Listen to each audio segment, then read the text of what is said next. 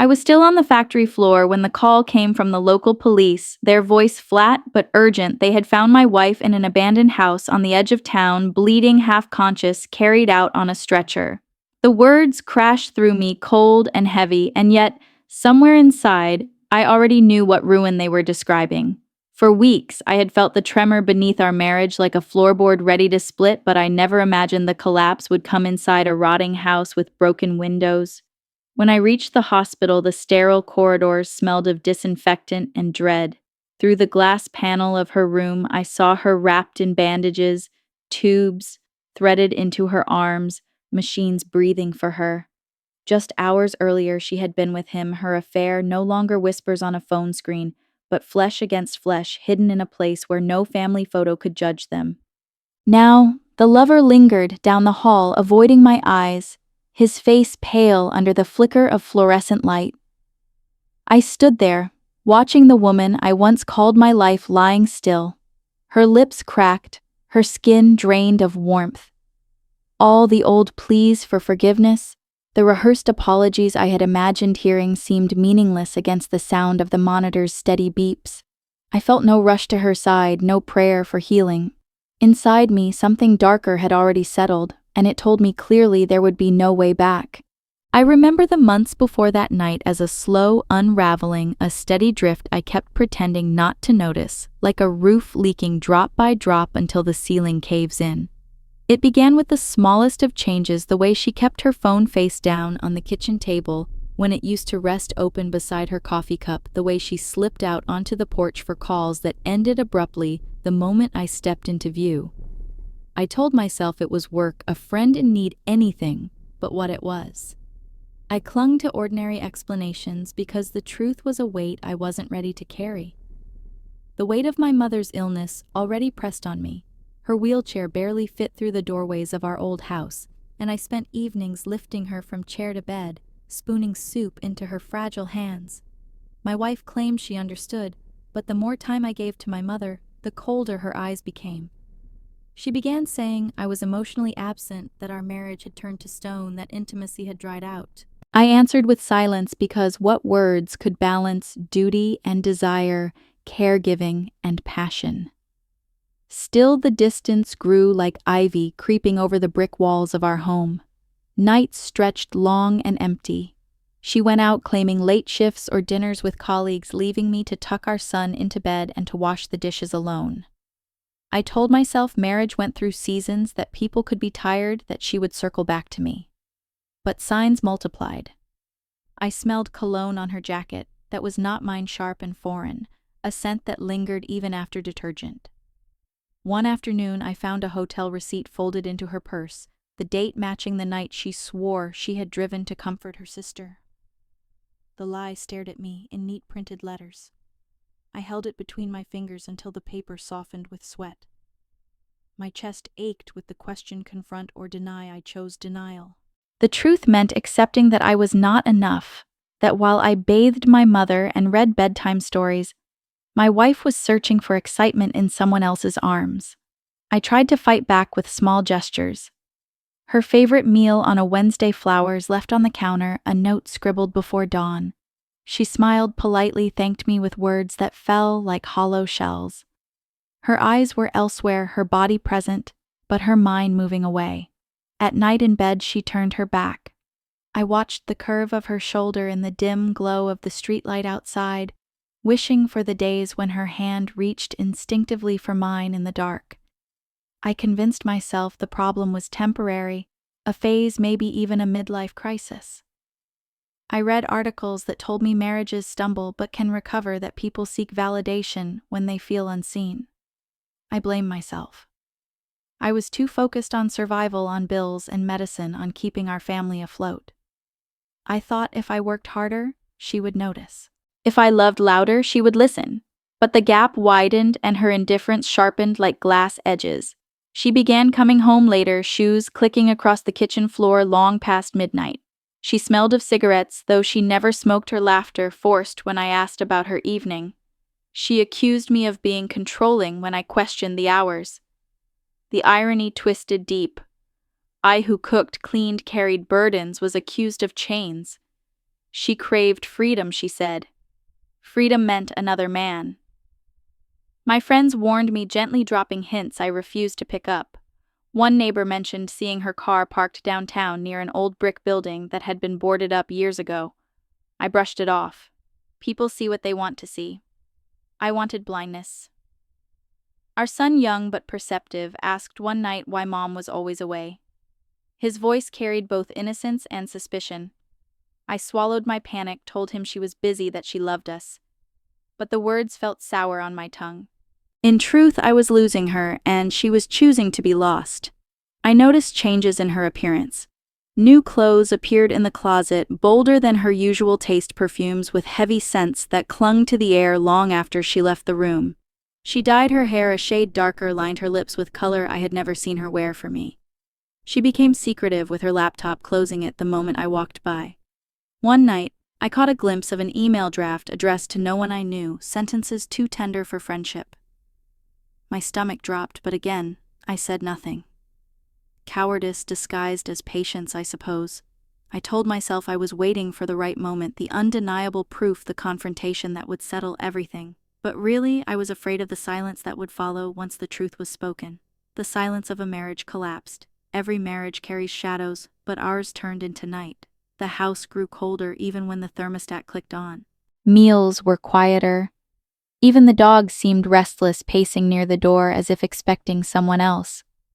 I longed for the days when laughter filled the kitchen, when we planned vacations we never took, when she rested her head on my shoulder without hesitation.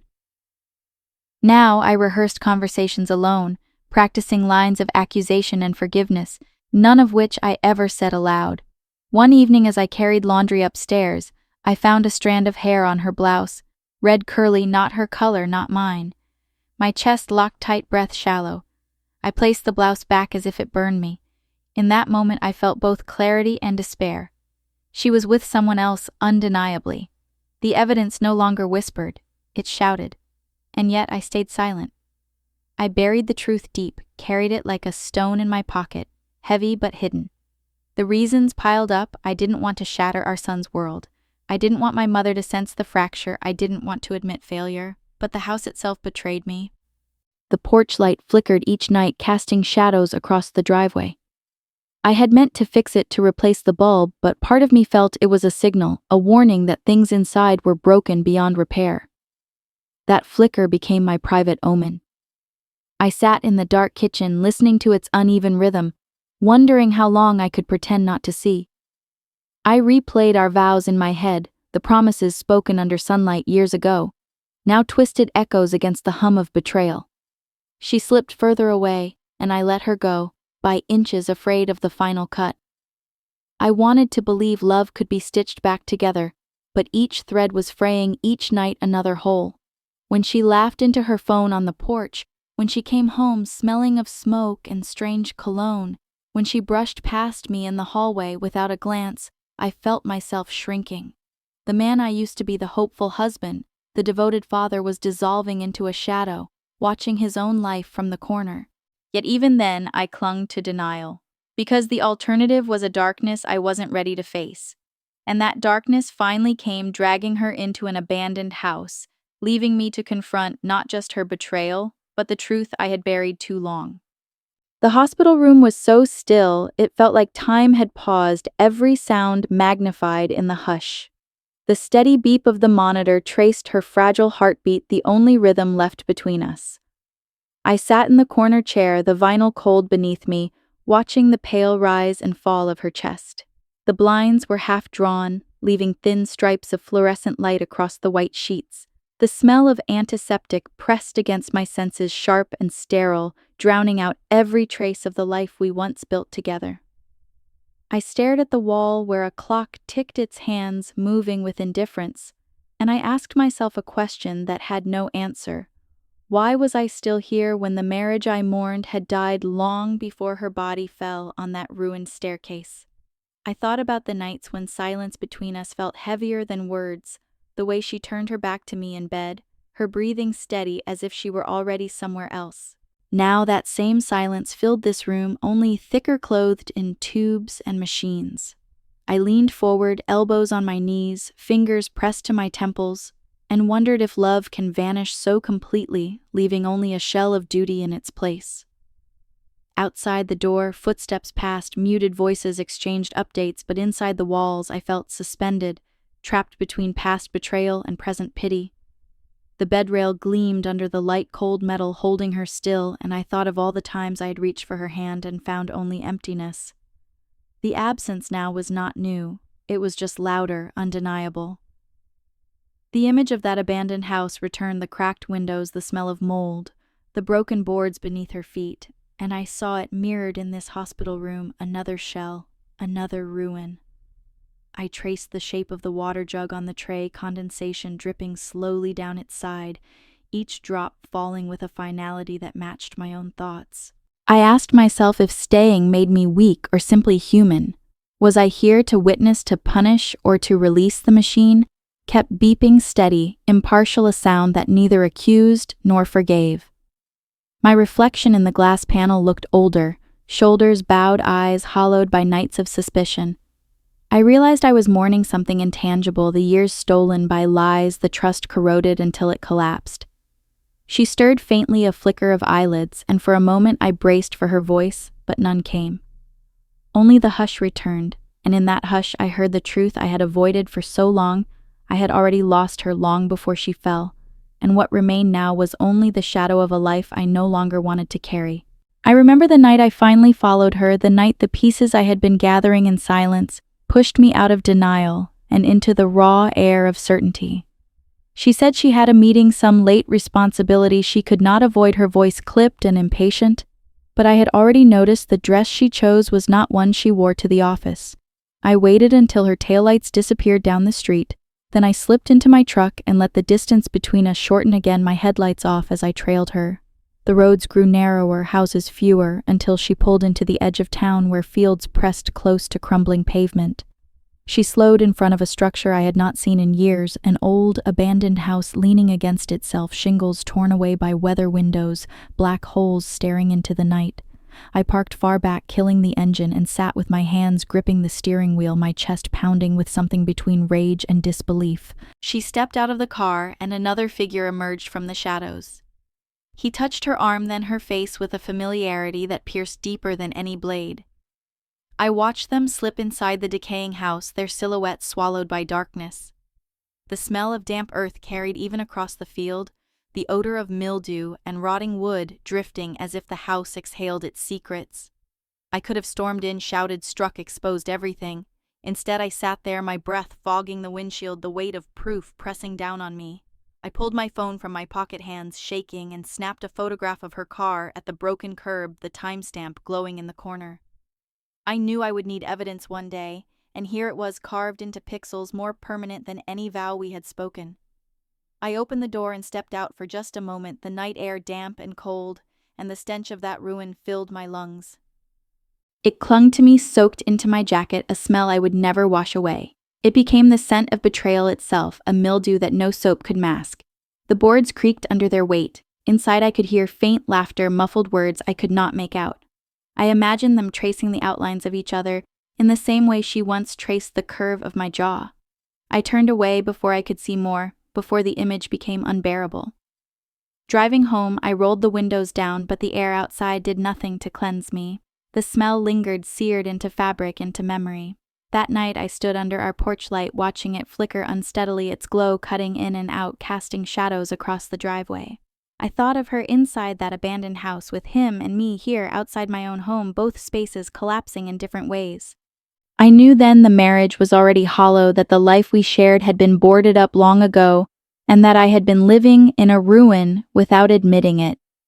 I carried the photo upstairs and slid it into the bottom drawer of my desk, my hand trembling as I closed it.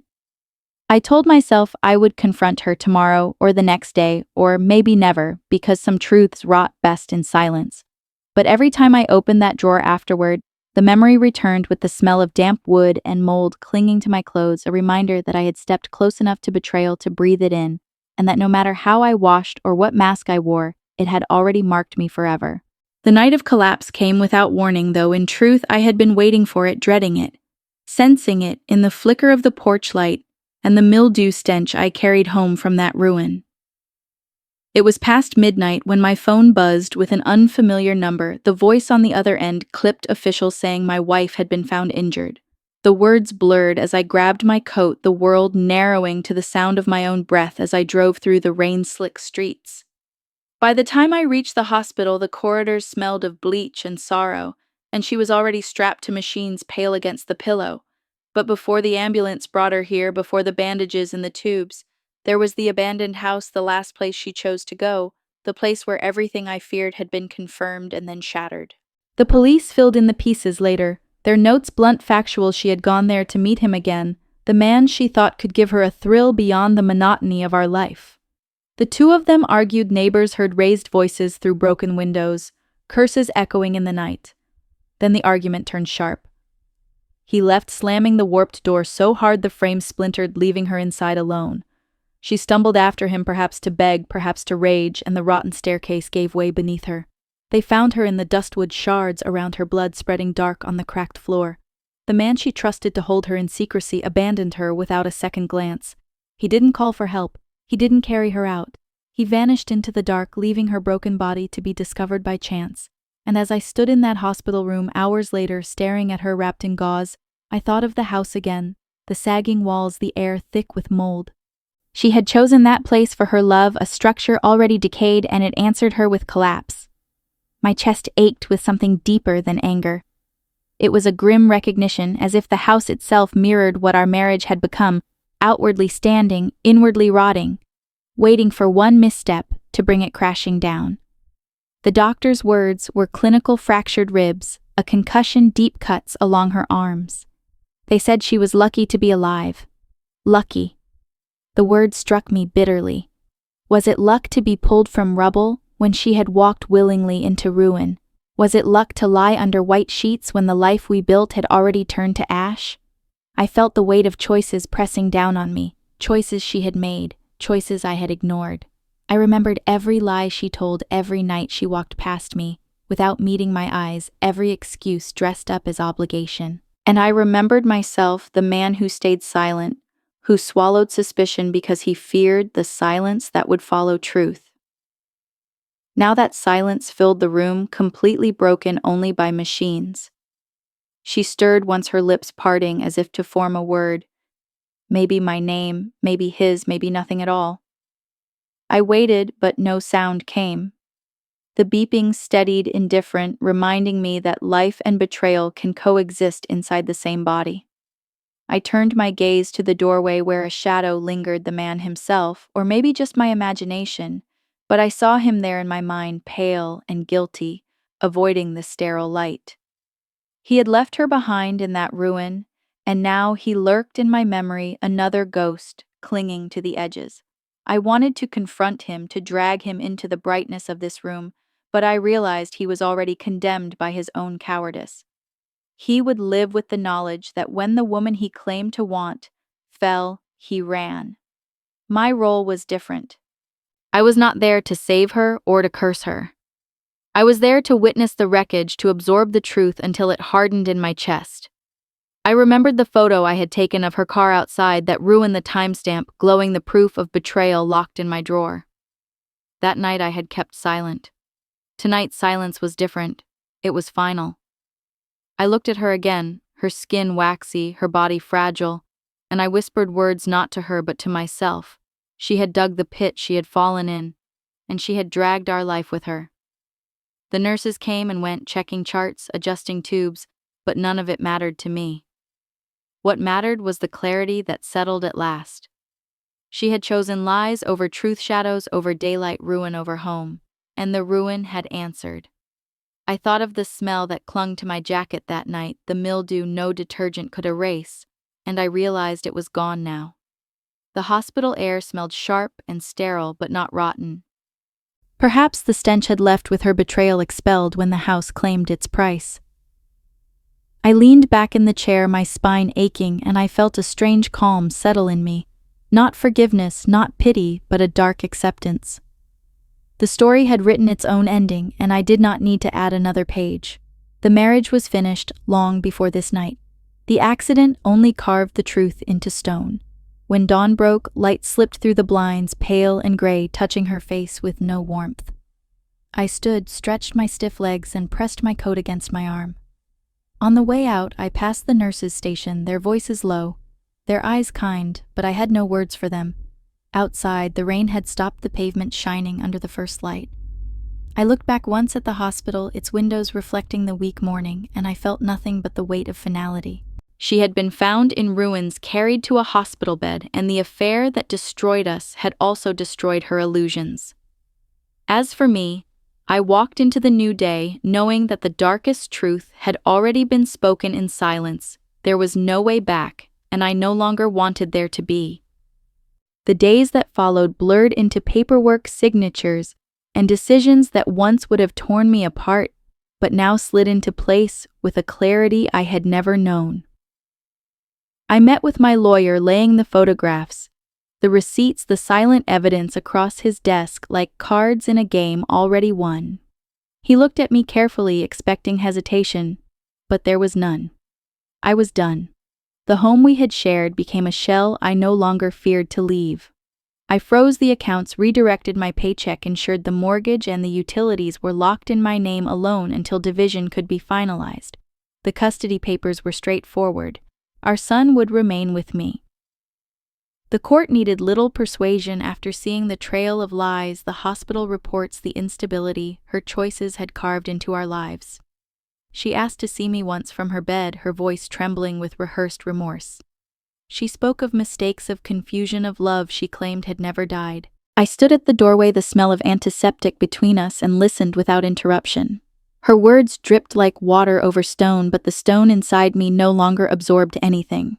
I set the divorce papers on the table beside her, the pen clipped to the edge, and left before she could finish her sentence. The man she betrayed me with never came near, never defended her, never apologized. He vanished into his own shadow, leaving her alone with the wreckage. And in that absence, she finally saw the cost of what she had chosen. But it was too late.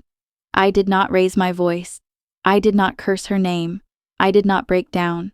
My revenge was not fire or fury, but silence, steady and immovable, the quiet of a man who refuses to carry another's ruin any longer. In the end, she lost more than I ever could have taken: her lover's devotion, her husband's trust, her child's home. What remained to her was only the echo of what she destroyed with her own hands. The night I packed her belongings into boxes, the house was hushed. I folded each item with precision, sealing away the last fragments of a life that had already collapsed. When I carried the boxes to the porch, the light above me burned steady, at last, no flicker, no warning, only a constant glow. I stood there for a long moment, the weight of the keys in my pocket, the cool air brushing my face, and I realized I had already stepped into a new life. The past lay broken in that abandoned house, in that hospital bed, in the silence of her pleading. My path was clean, clear, and I walked it with no regret. I woke early each morning, not because I had to, but because I wanted to feel the stillness before the world stirred. The house felt lighter without her shadow drifting through it. I cooked breakfast with my son's scrambled eggs and toast, his laughter filling the kitchen like a sound I had nearly forgotten. On weekends, I wheeled my mother into the yard where sunlight touched her face, and she whispered that she was proud of me. At work, I moved through the hours with a steadiness I hadn't known in years, my colleagues remarking on the calm in my voice. In the evenings, I joined a small group of neighbors for walks, breathing in the crisp air, feeling my body loosen with every step.